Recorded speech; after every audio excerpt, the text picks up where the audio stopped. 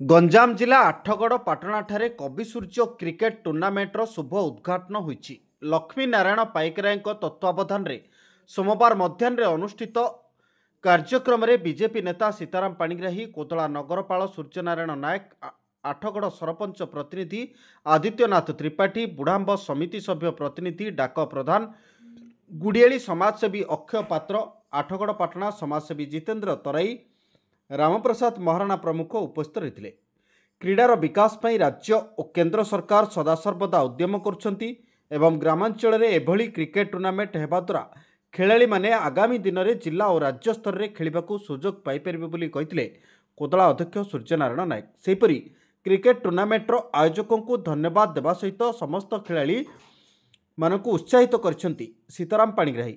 भाईचारा मध्य खेली आठगड़ पाटणा अंचलर सुनाम बजाय रखिबापई आह्वान दैछंती सरपंच प्रतिनिधि आदित्यनाथ त्रिपाठी।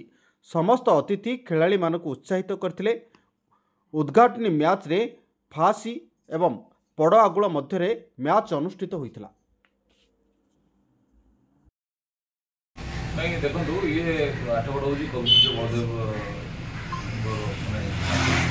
माटी कला संस्कृतिर माटी मु देखी आसी दीर्घ दिन प्रत्येक वर्ष कला संस्कृतिर कौन ना कौन कार्यक्रम ये आयोजन होता है। ए वर्ष गत 22 तारीख में क्रिकेट टूर्नामेंट एक आयोजन होता वर्षा स्थगित रखा आज आयोजक मैंने आयोजन कर धन्यवाद दूसरी। आज प्रथम दिन में बड़ागुड़ और फासी मध्य खेल स्टार्ट हो शृंखला सहित शेष करने अनुरोध कर।